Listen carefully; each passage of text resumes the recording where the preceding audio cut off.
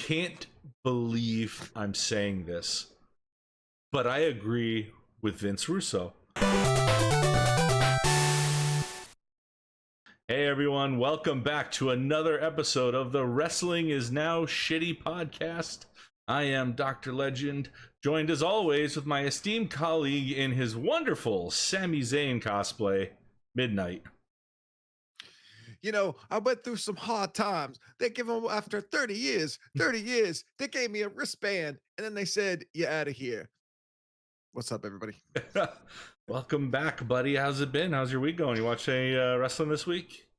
Yeah, I actually caught most of AEW Dynamite. I watched Raw, and I had to tune into SmackDown in Chicago, and we'll talk more about that later. Well, yeah. Big week for wrestling. A lot of stuff going on. We've got a lot of big topics to cover. So, hey, why don't we jump right to it? Turn on that Boomertron, and let's dig in. All right, so the first thing I want to talk about, did you see LA Knight's whiny ass promo that he cut with this? I think it was right before Clash in Paris, with this lady talking about his current situation. Yes, and I think it's pretty hilarious that he's literally going to say that yeet is a play on yeah, and that's why Jey Uso's over. I mean, Stone Cold Steve Austin used what? Did Ric Flair go, woo starts with W and what starts with W? So woo and what are the same? Like, come on, bro. Exactly. And what is the end game here for LA Knight? Everyone knows, if you've been watching this show so far, I am not an LA Knight fan. I don't hate the guy. I just don't know why he's over. And this proves it even further. What in kayfabe, even if this is just kayfabe or shoot, what does it matter?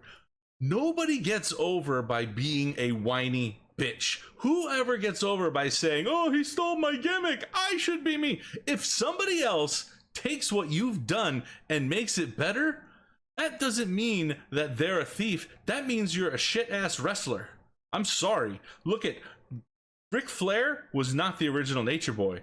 That was Buddy Rose. And now look what Ric Flair did. He took that gimmick and he is the Nature Boy. No one even remembers. Anybody here probably watching in the IWC is so young, probably have no idea what I'm talking about, but it's true.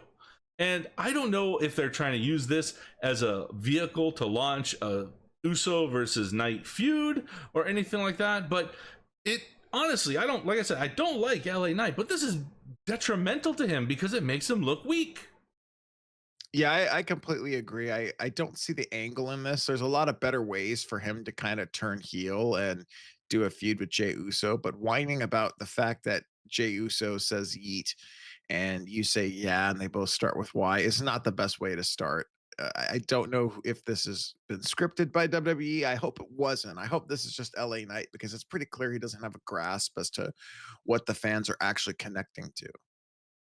Absolutely. And you know what? As far as work rate goes, I know I was giving Uso shit about his, lame injury prone spear, but his work in the ring, he way more athletic than LA Knight is in that ring. And he looks more polished too. So this can only hurt Knight. And if he wants to turn heel, he can think of a better way than saying, yeah, 4 letters start with a Y. Who's the real originator? You decide. Well, I mean, it all boils down to how you connect with the fans, both on the mic and in the ring.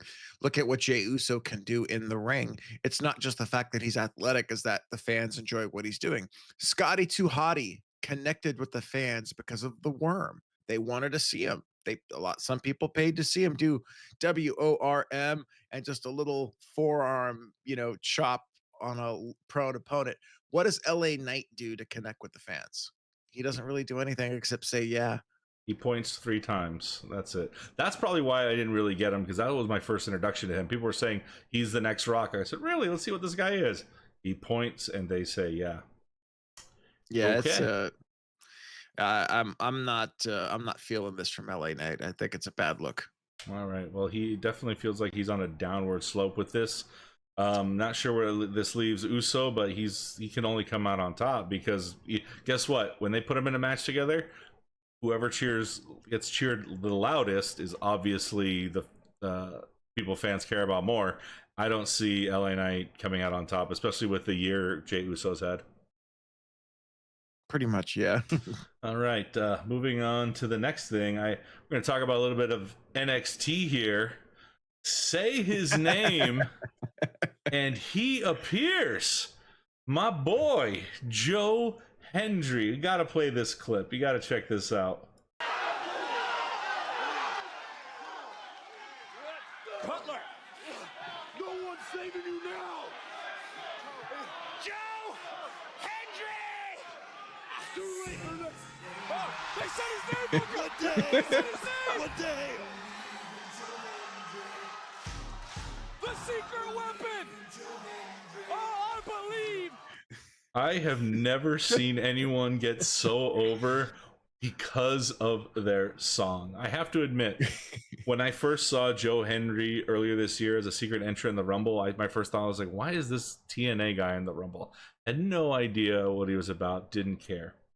Then he showed up to face Randy Orton, and I saw the crowd embrace it. I'm like, okay, I should be paying attention to this guy. There's something about him. And the look, the smile, the way he carries himself. What are the kids in the IWC saying now? His aura is impressive. I will admit he has some work to do on the mic and in the ring. He needs a bit more polish. I do think his finisher is a bit shit. Like, it's a little lame. I think he needs to work on that. But his theme song is so addicting. I caught myself listening to it over and over again. But for me, I'm like, well, it's an interesting song, but they say a name and he appears. It's cool for his entrance, but does it actually mean anything? Give it to the creative geniuses over at the WWE and say, we will figure out something that works. Imagine summoning a wrestler Just by saying his name, and it's part of his theme. That's his gimmick. Say his name, and he just starts popping up. And like, he did that fridge spot over in NXT a couple weeks ago, and now he's here, and he can pretty much do it. That's, despite him being a lower mid card guy right now, that's a top star gimmick right there, because you're calling in for help, somebody who's you obviously believe in, that's more superior to you, that can help out. I mean, what are your thoughts on Joe Hendry? Joe Hendry, to me, it's one of the most, like, I guess you could say, like, anomalies in the history of the business, that someone under contract to TNA is one of the most over guys in WWE right now. And he's making appearances. I think he's fantastic. I think the fans love him.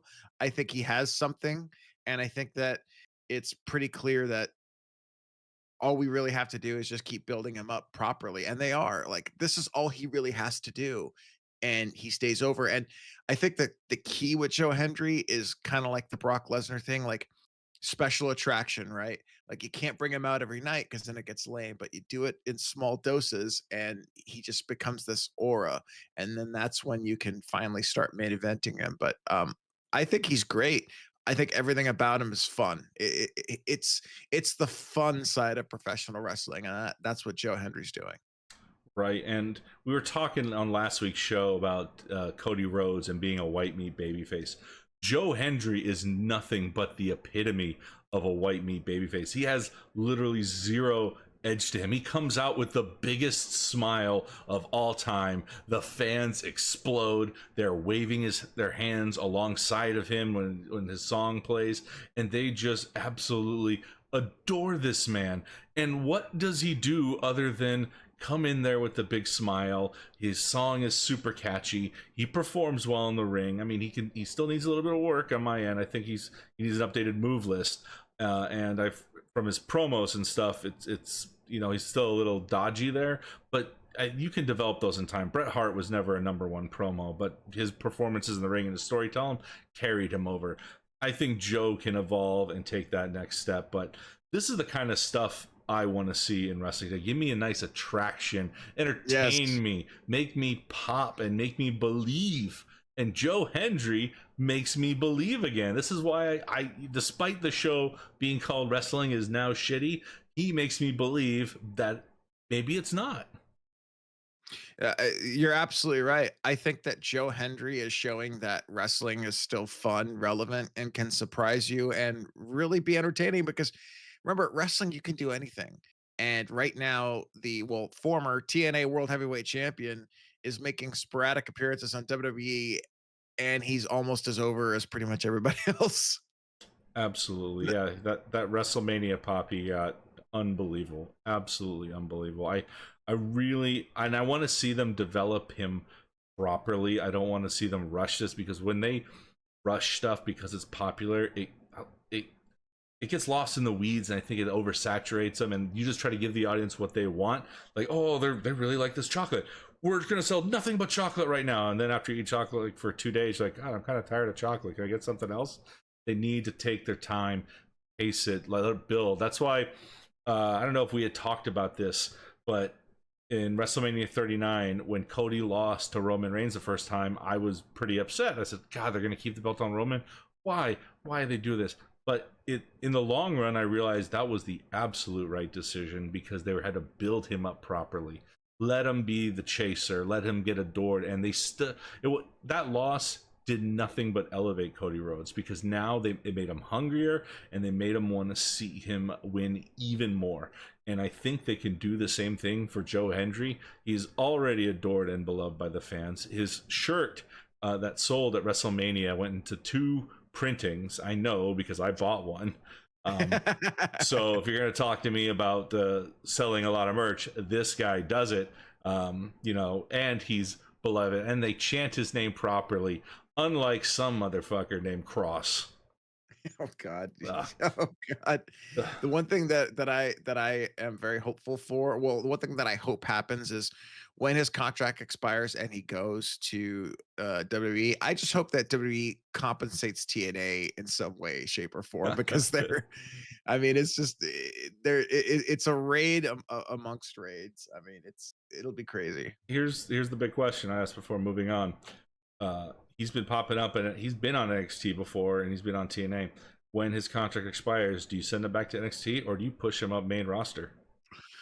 No, I don't think you put him in NXT, because see, when you drop a guy against Randy Orton at WrestleMania and he makes like Royal Rumble appearances, I think I mean, the guy's an amateur wrestling stud. Like, he's like one of the best Scottish wrestlers at one point. So I don't know if he really needs to go to NXT, because see, remember what Triple H said about the TNA deal? He said the TNA deal is all about development. We can send some guys over to TNA and get some work in, and then bring them onto the main roster and NXT as well, just depending upon what works best for them, what talent they get to work with. And my guess is that right now his NXT right now is TNA, and then as soon as they're ready to bring him in, they're just going to drop him in the main roster. That's what I would do. And I really think that they can have a lot of fun with him on that main roster. I'm very excited, and I hope to come back to this show, like, 6 months to a year from now, and talking about our hopes and dreams for Joe, and him doing really well, and hope he succeeds. I wish him the absolute best. It's a lot of fun to watch, and thank you for being on the roster, Joe. Yes. All right. Well, moving on. This is part of the big topic for the week. We got Becky Lynch and CM Punk's promo on Raw, and specifically, I wanted to talk about this moment right here. This is something, when I saw it, I was absolutely flabbergasted.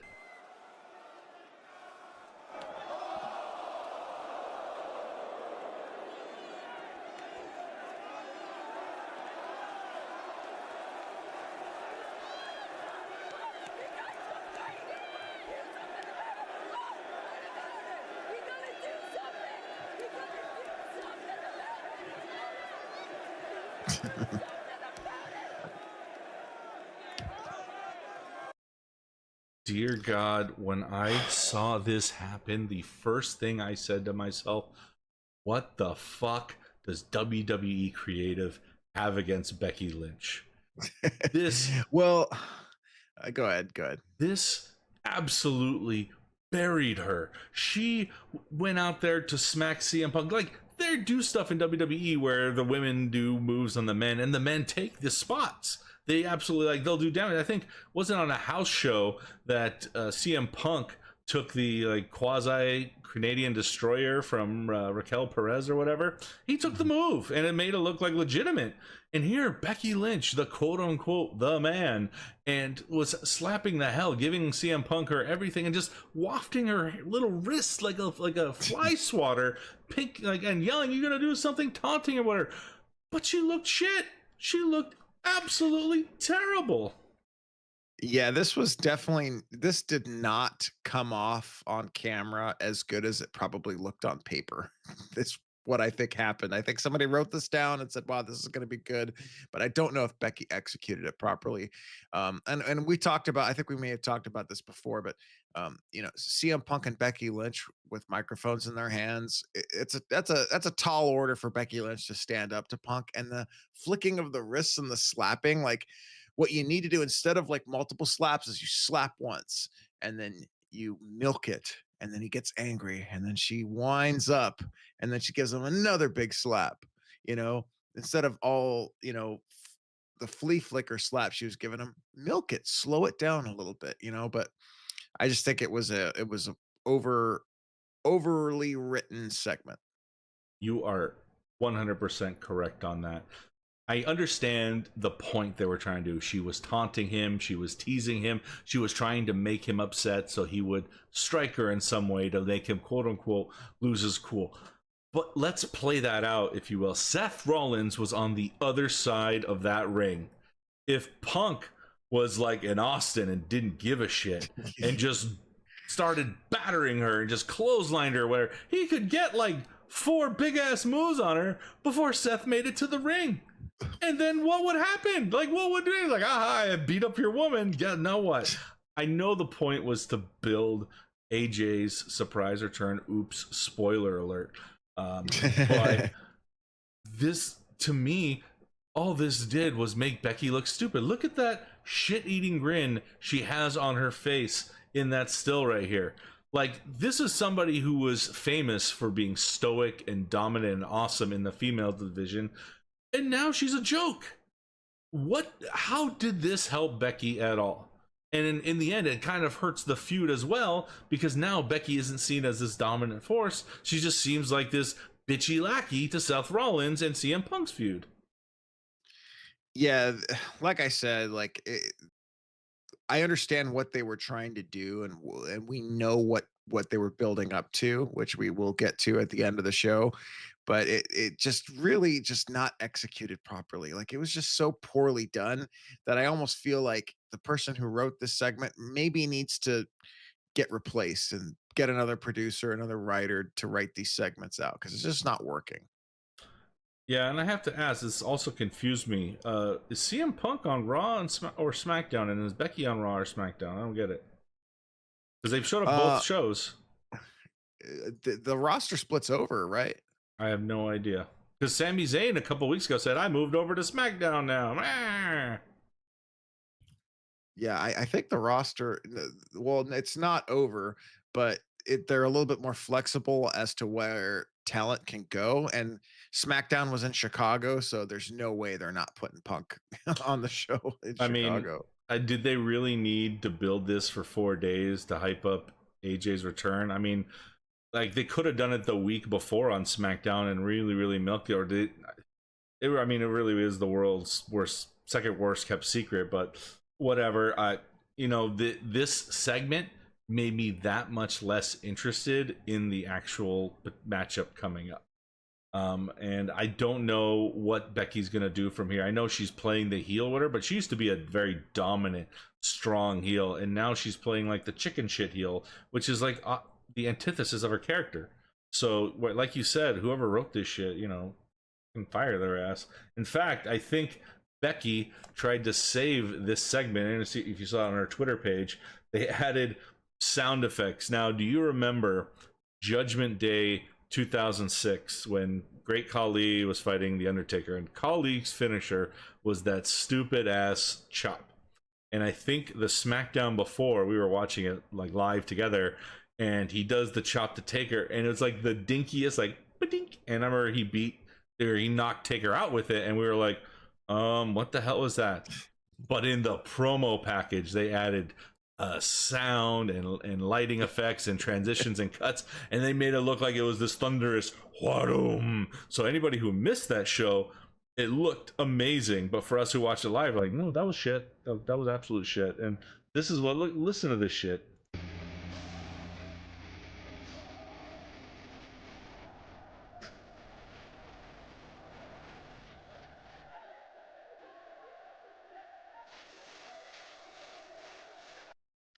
She looks like she's having a fucking child's temper tantrum. CM Punk, I want my cookies before my din din. Hey, give me that cookies. Give me my cookies. And what the absolute terrible. What a bad business decision. And speaking of bad business decisions, AEW pay-per-views will be streaming live on HBO Max, starting with the upcoming All Out pay-per-view on September 20th, which happens to be the same day as WrestlePalooza on ESPN. Now, you were the one that broke the story to me about this. Take the reins. What is going on here? Well, don't let the title of the article deceive you. AEW is still charging for pay-per-views, but now in the grand business decision that AEW has, you may now purchase an AEW pay-per-view through HBO Max. Woo! For $40 fucking dollars. This is variety, guys. Okay, we're not bullshitting here. Or this is not coming out of our ass. What the fuck are they thinking? I know we gave WWE shit and we had a big discussion about it on our first episode about splitting up their brands everywhere. You need to, if you have an HBO Max subscription, like you said, you have the privilege of paying AEW more money to buy their show. Like, we are in the era of pay-per-views dying because it's more financially sound to just have an ongoing subscription and building up the subscriber base and paying for shows and getting them that way. You know, it's been a long time since you saw a pay-per-view match or a pay-per-view event where it's like, hey, pay, X amount of dollars for these great shows and these great lineups. I honestly, the last WrestleMania pay-per-view I ever bought was WrestleMania 26. I didn't even watch the Rumble that year. It's WrestleMania. I was, usually I always buy WrestleManias at the time I was watching wrestling because it's WrestleMania. You're going to get a good, fun show out of it. But that was it. And when WWE Network came out, it was $10 a month. Oh, by the way, you get all the pay-per-views. What kind of moron wouldn't do that? That was the deal of a lifetime. And they killed the pay-per-view model. And now AEW said, hey, we love that subscription model, but we need more money. I mean, what goes into a decision like this? I don't know. I think the rationale is they want to give Warner Brothers Discovery first dibs on the pay-per-view money, because instead of buying it through your cable provider or Amazon Prime, now they're like, okay, now HBO can, or Warner Brothers Discovery can get the profits, and it's only $10 cheaper. So get a Max subscription because you already probably have one if you're an AEW fan, so you can watch our show, and now you can buy our pay-per-views live. Everyone is crapping on this. It is even the UFC, which still has, I think, a little bit of slack to keep their shows on pay-per-view because how much they're drawing. AEW is averaging barely 100,000 buys, which I get. That's like a gross profit of 5 million, which means they probably keep about average of 2 million per pay-per-view. It's not a drop in the hat, but I mean, you mean to tell me you couldn't work out a better deal with Warner Brothers Discovery to just put everything on HBO Max and make it easier on you to sell your paper? You could do it monthly and get more, and you could sell more tickets. You go, okay, we're going to do monthly premium live events, and we're going to sell big tickets, and we're going to charge more, and we're going to get more money from Warner Brothers Discovery. Instead, we're going to give our pay-per-views, instead of taking it from the cable companies, we're just going to give them away to Max. It makes no sense. It's just such a lame maneuver when even the UFC is abandoning pay-per-views. They're still trying to embrace it. AEW is behind the curve. One thing they didn't explain here, I don't know if you know, when you buy the pay-per-view, is it a one-time watch or does it stay in your library forever?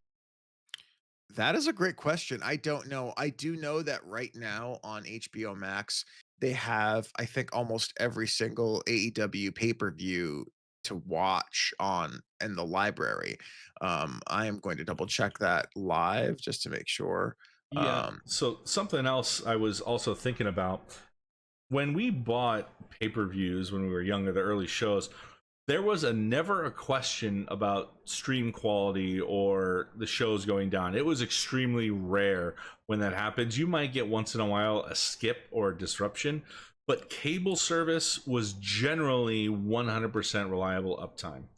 After the Netflix Tyson versus Paul fiasco, where they're basically the fight was 100% unwatchable on stream, it was just gaudy and awful. It looked like a slideshow with grainy images.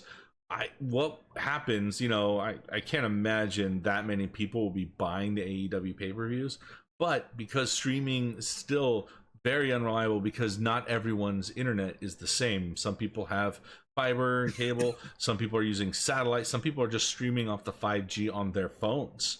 So what's to say that this is going to be a relatively user positive experience with some seamless video and clear quality? And what happens when people don't get that quality? Do they get their money back? Like, what's the deal? and that's the thing. Like at first, I thought, well, maybe this is a convenience move for people who, maybe out and about and want to watch it on their phones or something like that, or on a laptop because they can't get access to pay-per-view like in a hotel room. But it's already on Amazon Prime, so the only thing this move tells me is that Warner Brothers Discovery isn't making the money off of AEW and now wants a cut of their pay-per-views. So instead of half of your buy going to direct TV or in demand or whoever is you're getting your pay-per-view from, you're now giving it to Warner Brothers Discovery. And how much are AEW's pay-per-views currently? They're $50. So you pay the same thing, but you technically get an HBO Max subscription to go along with. Yeah, just like the UFC ESPN deal where you had to have ESPN Plus to buy the pay-per-views, Mm-hmm. but you don't have to have Max to watch an AEW pay-per-view. It's just $10 cheaper to do it that way. But once again, HBO Max clearly wants more money out of the AEW deal because I don't think they're getting the ad revenues that they were expecting.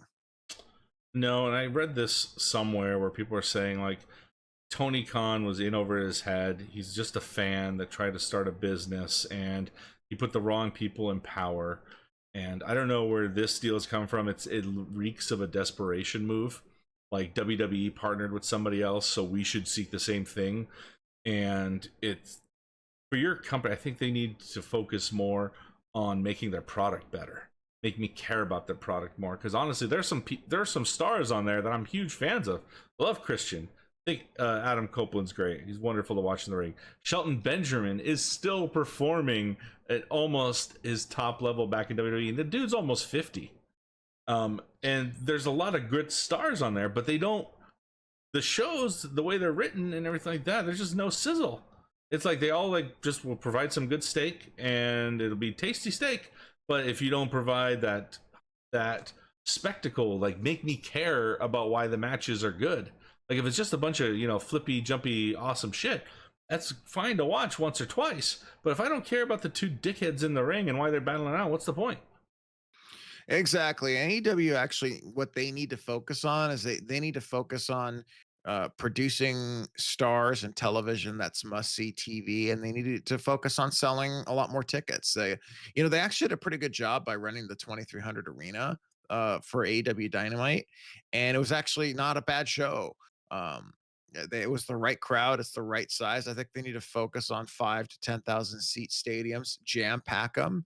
Um, those fans are hardcore fans, so you could probably upcharge them. So instead of selling 11,000 tickets in a 20,000 seat arena and the place looking like gloomy. You can sell 10,000 tickets in a 10,000 seat arena, charge a little bit more, and the place seems like it's on fire, you know?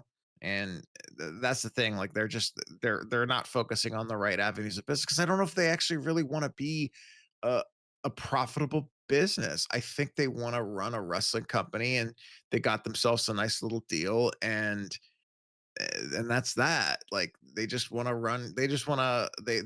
They want an avenue to have good matches.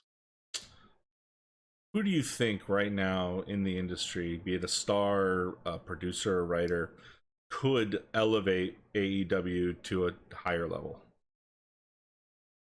The two stars that they let go, CM Punk and Cody Rhodes. Really? I thought Cody walked. I thought They let him. Well, no. Well, let me rephrase that. So they had CM Punk and Cody Rhodes, right? They could have. I mean, CM Punk was drawing the highest ratings. He had a first $1 million gate. Their pay per views were doing fantastic. The highest, the highest pay per view buy rate they had was All In London, his last pay per view.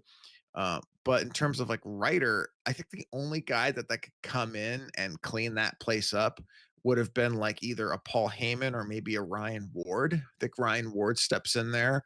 He could do a pretty good job, but they're two they, their two best talents that they had, Cody and Punk, are gone, and it's their fault that they're gone.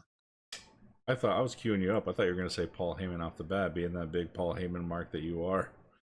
I don't know if Paul Heyman could actually motivate the AEW egos because see, if you look at the guys like Hangman Adam Page, he is so egotistical. I don't know if Paul Heyman can work with that guy. I think a lot of them think their shit doesn't stink. Yeah, that's kind of the antithesis of ECW, which helped kind of Paul grow creatively. Okay, well, this is a new segue into our next story. We have an update about the Raja Jackson situation. Art imitates life. Has the Jackson bloodline ended? Rampage Jackson announces he's cut off contact with his son Raja and that he should spend time in jail for attacking pro wrestler Sicko Stu. Holy shit, what a heel turn. I did not expect to see this going on. And he said this in an interview, correct? Yeah, you watched that whole thing, so take us through it. So Rampage was interviewed on Ariel Home show. It looked like he was inside of a closet, which I thought was hilarious. But I think it was a good 40-minute interview, and it was very revealing. And the first thing that I want to say about Rampage is I think that Rampage, people might look at him and go, "Oh, he's this goofy, but also, big, mean, tough MMA fighter." He's actually very wise and very smart. And I hope that I, as a father, could react the same way that he reacted to his son's situation. I think it is very natural for any father to just immediately defend their son, and nobody could have blamed him for immediately just defending his son. But you see Rampage is wise beyond his years, and the first thing he talks about is, "Yeah, I don't talk to him no more because he doesn't listen to me. Ever since he became an adult, he stopped listening to me." And as you can see, I mean, Rampage got in one little issue with law and has never gotten in trouble since. He's been a great guy, just a funny, great, humble guy, and is now being blatantly honest. Like, my son messed up. He took it too far. He had no business being in there, and he needs to go to jail. And he's not listening to me, and I don't want anything to do with him. Like, wow. Like, I don't know if I've ever seen a father publicly, chastise their own son in this manner. It was impressive, and I think Rampage should be commended for his stance. I do know that he did say some things about like how Psycho Stu kind of started it, and I can understand how he feels that way. I mean, if your kid gets hit in the head with a beer can for no reason, you're probably not going to like the situation. So I'll give him that. I think that's fair for him to at least say, maybe things could have been handled differently. But I think the overarching, message is, I think Rampage is angry at his son and isn't afraid to tell the truth. And it's fascinating. It's really fascinating. What did you think? Yeah, we're both dads, and to me, this is kind of a nightmare scenario. Like your Yeah. child. Imagine your child being Oh, caught on camera committing a violent crime. yeah. Like, what do you say? You intrinsically you want to go in there and say you got to defend your child. It's the one you raised. You want to take care of them, but also what has happened. That's not a good thing, and I think it's a good sign of what kind of dad and person Rampage is. And a lot of people are saying, well, he raised Raja to do this, and he let him do this, so he's really a bad dad. I'm like, okay, No. you can believe that if you want, but Rampage saying this and saying, look, he needs to be punished for this, and I think that'll do him some good. That is a Chad dad move right there. That is a great father move, because a bad father would do anything to let his son get away with this with as minimal punishment as possible. To just smooth it over and say, no, no, we'll fix this, and whatever happened to Stu, don't worry about it. No, no, he said, look, you did something bad, you need to be punished for it. And cutting ties with them, like you said, look, I don't talk to him anymore because he doesn't listen to me. Yeah. In our short that we produced about this, we called Raja, we both called him a kid, and people are saying he's not a kid, he's an adult. Look, you can have a child mindset when you do this. You're still 25 is still a child. Like, Your you're brain not isn't fully developed until you're 26 as a man. exactly. And he obviously, wasn't in the right mind when he did this, with the concussion, and also because he was fuming with anger. But still, no matter what happened, Rampage looked at this rationally. And he's a public figure. He's a very big name fighter. And this is not something that happened that was just going to be swept under the rug. And I think even if the cameras weren't on him and this incident wasn't a big blow, I honestly think he'd react the same way, because he seemed so like decisive about it, and it wasn't like he was being wishy-washy. Like, well, I think he should spend some time in jail and let him get work. He's like, no, like, look, he don't listen to me. I'm tired of this. He sounded like he was just as frustrated with his son Yes. as the public was. Yes, and that's exactly why you can see how frustrated he was, and you could see that he was just like, dude, he's not listening to me. He messed up. He needs to be punished for this. He ain't listening to me. I don't want anything to do with him.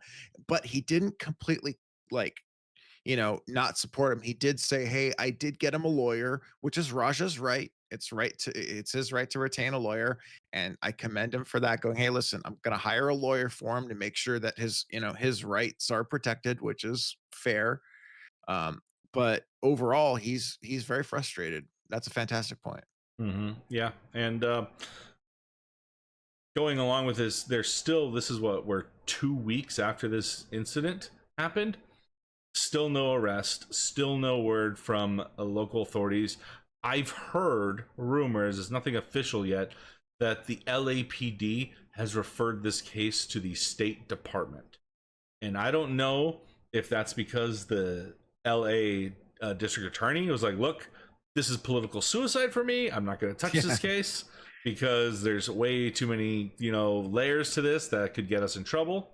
Or it was just like, it's so high up that I don't think I could try this case effectively and give the people of my community what they want. So I'm going to defer to a higher authority. And you've worked in a similar industry. So is this something you've seen happen before potentially? Or do you think this is if it's the case, again, it's not 100% certain. That's the rumor that's going around right now. Is this something common that happens with high profile cases? And like, what do you think the State Department can do that a local authority couldn't? And this is what's kind of confusing because this is the first time hearing about it. The one thing I can tell you is that if the county district attorney hasn't talked about investigating this, and the police even done a press conference? Not one. No. Not even a press release So on it. Yeah. we don't even know if they're investigating this. So my guess is they have no clue what to do with this situation. They are completely confounded by this. And as you can see, that's why you haven't seen any action, because they are caught with their pants down. They're like, what the hell do we do with this one? No one's even mentioned anything about the police. So the only thing I can say is that if the county district attorney won't prosecute and maybe they went to the state attorney general's office maybe for some guidance to go, what the heck do we do here? Well, the first things first, the police actually have to conduct an investigation and refer it, which we don't know that they've done because they haven't publicly said that they have. So what the hell is going on here? And that's what's kind of strange about all this, is how dumbfounded the authorities seem to be about this case. And they were called and arrived the night of the incident. So they were very much aware of it. And I don't know if some people don't know this, they do not need Sicko Stu's permission to prosecute. They don't need him to say, I am pressing charges. If there is a clear and distinctive crime being committed, they can just make the arrest themselves. They don't need Stu to say, please, I'm pressing charges, go get this kid. Now, I don't know if that's what they're saying they want. Maybe that's the optical choice. Like, look, Stewart said he wants to press charges, so that's when we're going to go get after him. I have heard that Sicko Stu has retained counsel. So it looks like he, no matter what the LAPD is going to do, he might pursue civil damages for what's going on. He has a GoFundMe that's going crazy right now. I mean, even Chris Jericho donated to it. So, but again, this is not what he spent a week in the hospital. That's an easy 6 figures, especially in a place like California for his damages. Plus the anguish. He got teeth knocked out. This could be months to even a year worth of recovery time for this guy. But it looks like Raja is going to have to go after it alone, and maybe he can jump on Twitch and get some donations for his own legal fund, since his dad apparently is going to help him out. He might actually need one, because I just researched it, and the LAPD has publicly stated that they are investigating the incident, but they haven't said anything else. Okay, I mean, again, they are probably treading lightly, because you and I both work for interesting agencies, I will say. Yeah. And we know that kind of minefield that you go in there, especially with something as high profile as this. But we will keep looking at the story as things develop. We'll keep talking about it and bring it up, and hopefully we'll see a resolution to this very soon.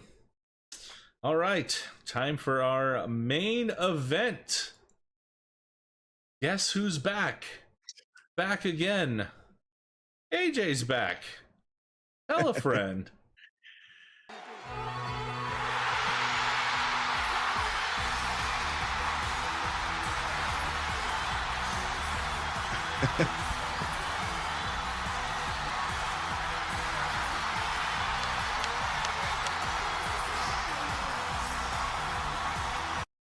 Wow. Look at the look of satisfaction on C. He is so full of pure joy at this moment. Like, you can't hide it. Wow, what a moment. I have to admit, I was not in the era, or watching in the era, of AJ Lee. I've seen clips of her performances and everything that she's done. Between there, I watched the Paige movie, where they showed her like match fighting AJ Lee, dethroning her from her longest title reign as Divas champion. And some of the bits I've seen, she looks like a good performer and whatnot. But I mean, what do you think of the build to this? After Raw, this was easily the biggest rumor. Hey, AJ's coming back. Even when Punk first returned, says, "Oh, we got Punk back. When are we getting AJ back?" Do you think this was the right move? There's a lot of layers to this, so let's dissect it down piece by piece. First off, how do you like the build to it? The build was phenomenal. It was slow, methodical, and they introduced Becky first, which was kind of the dead giveaway for the more smarter fans. And the payoff to me, I thought, was going to be WrestlePalooza. I thought they wanted to start off that show with a bang and have her make a surprise appearance there. But if you think about it, now the build is okay. We get to unveil her in Chicago, where she lives and where Punk lives. And now we get to have Punk and AJ versus Seth and Becky at WrestlePalooza to launch WWE on ESPN. you couldn't ask for a better build. It's the same thing when they brought in Punk. What happens? They bring in Punk, then they sign the $1 billion Netflix deal. Um, this is the best business that they can do, and the fans love it. The fans wanted it. They got it, and now we're extending and adding another layer to this feud between Punk and Rollins, which, much like his feud with Drew McIntyre, is probably going to go down as like one of the better feuds of the last like 10, 15 years, and probably going to culminate in like one big payoff. So this is great. This is nothing but great. You know, it's interesting because WWE books their shows are going to be months in advance, 6 to 8 months usually, for even for the taped shows, maybe a few months in between for the live events, and WrestleManias get booked a year out. So they were building to this well before this moment happened, and the IWC had 4 days to kind of hype and build up their dream scenario. And I know they had a moment where CM Punk spoke with Rhea Ripley, and people are like, "Oh, if AJ's not going to come back, they'll put Rhea in the side." I think the audience would have absolutely shit on it. As much as they love Rhea Ripley, the Chicago audience wanted to see AJ Lee back, and I'm glad that they went with this. To be honest, I think the Rhea thing was a red herring that to put in people's minds that AJ might be coming, might not be showing up to this thing and being a part of this event. I think for me, I mean, look at the looks on Becky's face and Seth's face. They sold it very well. She is not scared. She is not angry. She is shocked. Yes. From the bullshit that happened before with her little bitchy slaps to this, I think saved it. I love this moment. I think it's like, okay, she's like, wow, what the hell is she doing back in here? You know, one of the most popular female stars of all time, truly a beloved performer, and now she's back in the WWE, wrestling beside her husband against another couple in the WWE. I mean, it's a marquee match.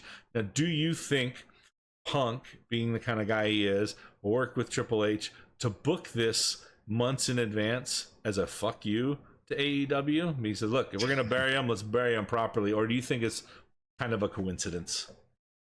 I think this is one of those things where like the stars just kind of aligned, and I don't know how far in advance they're booking, but I think they are booking months in advance, but not that far in advance. I think that maybe this idea came to fruition at maybe before SummerSlam. They said, okay, guys, how about this? We have Punk win the belt, Rollins takes the belt, Punk gets his chance to get it back, and then we bring Becky in, and now Becky's involved. Well, if Becky's involved, we got to get somebody else involved. So my guess is right around SummerSlam is when they were talking with AJ Lee. So they kind of had a month and a half, maybe 2 months to kind of build this, kind of plan this thing out.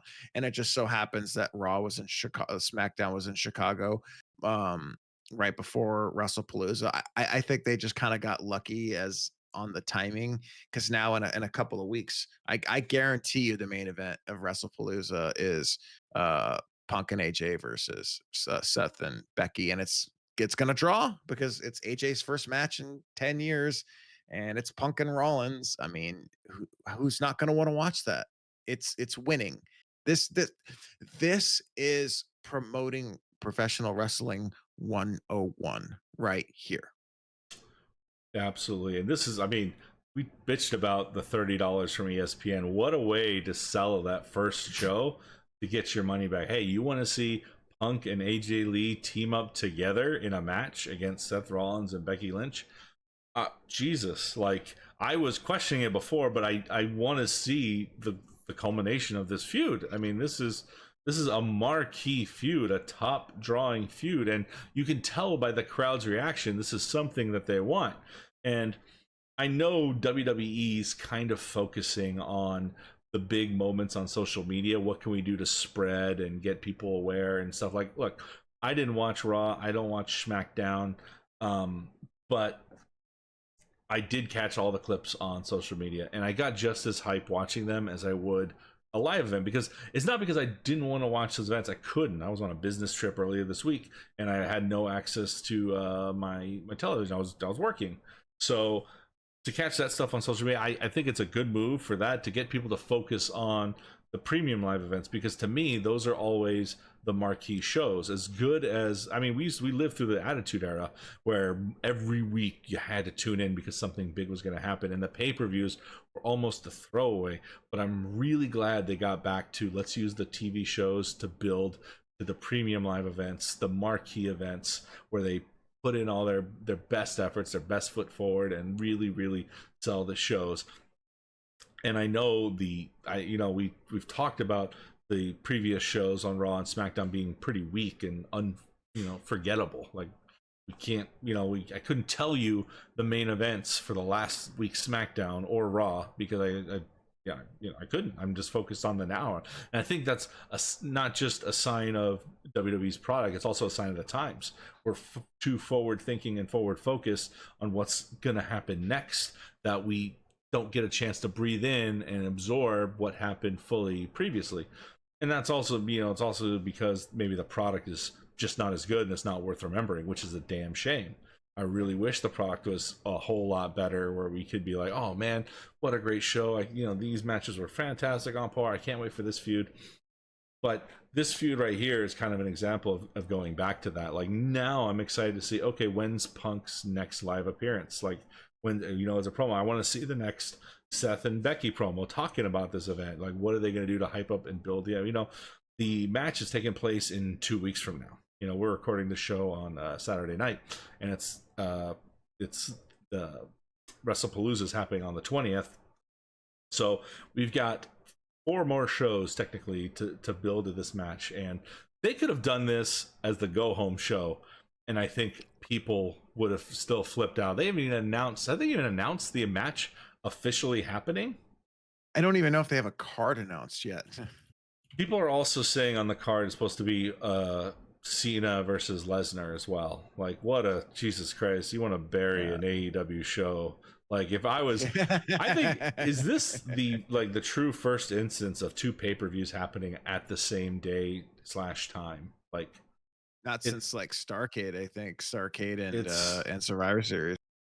It is crazy. You can't, like, if I were an AEW customer and I had to pay the extra money to channel surf, like, I honestly, I wouldn't switch off the AEW show. Look, I paid a ton of money for this.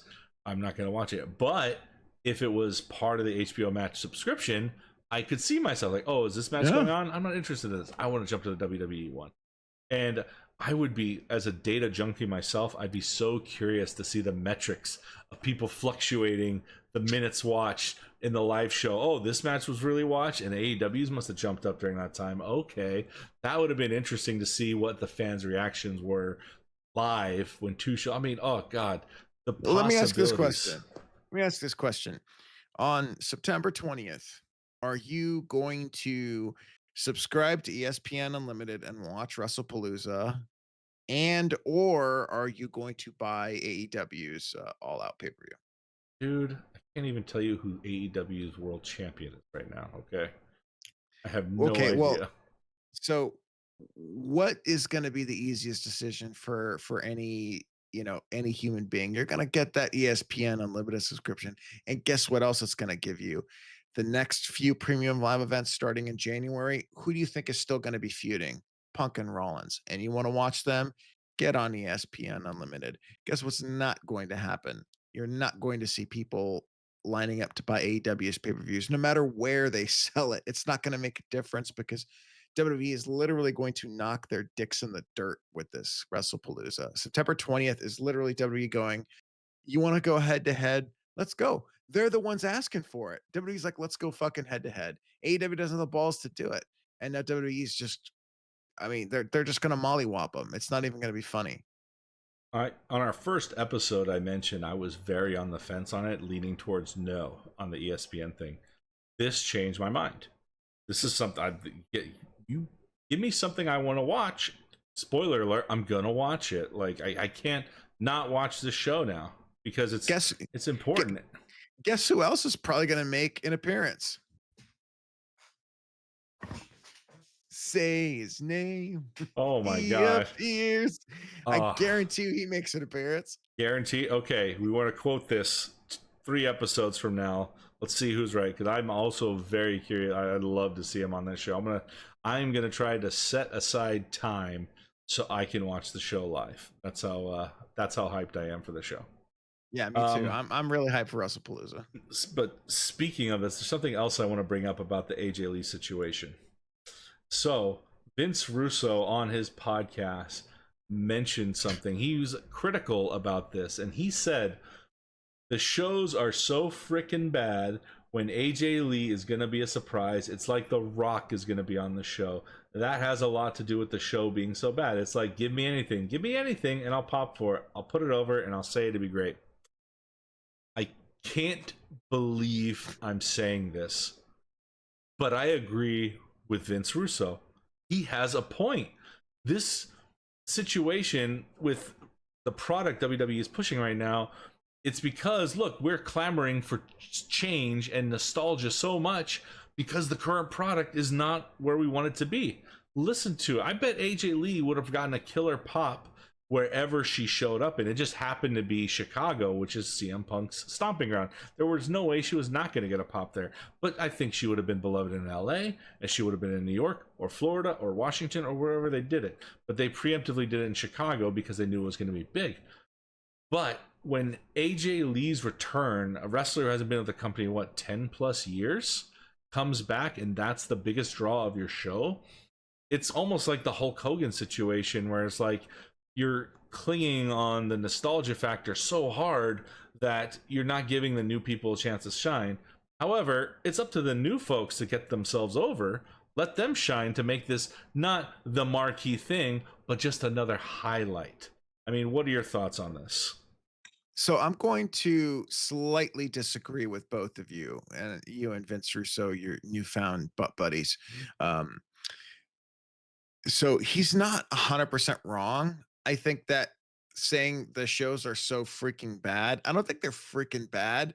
I think that Vince McMahon did a lot of long-term damage to so many WWE talent that's still on the roster that they're having a hard time really remapping and restructuring the franchise. So they ended up having to go back and grab CM Punk and kind of have him spearhead the franchise for a little while. Because CM Punk's 46 years old. He's old now and his body's breaking down.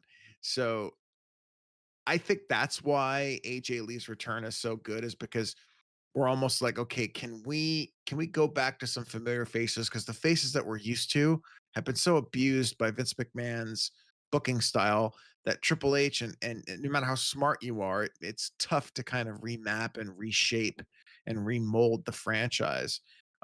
So I do think he has a slight point, but then again, the way that this AJ Lee thing has been built up, there's a lot of real life drama. She's CM Punk's wife. She quit working for the WWE around the same time Punk did. Hasn't been around for a while. Punk came back, and of course, everyone wants to see her back. So I think that her return wasn't as big as like The Rock showing up, but it was definitely bigger than if AJ Lee was never attached to CM Punk in any type of real life manner. Yeah, I'm torn between it because I agree with Russo. Like, AJ Lee coming back is huge, but it makes the current product look bad because that's what people are hyped about. Give us something else, is what the audience, to me, that's what the audience is saying. We would rather watch something we haven't had before versus something new.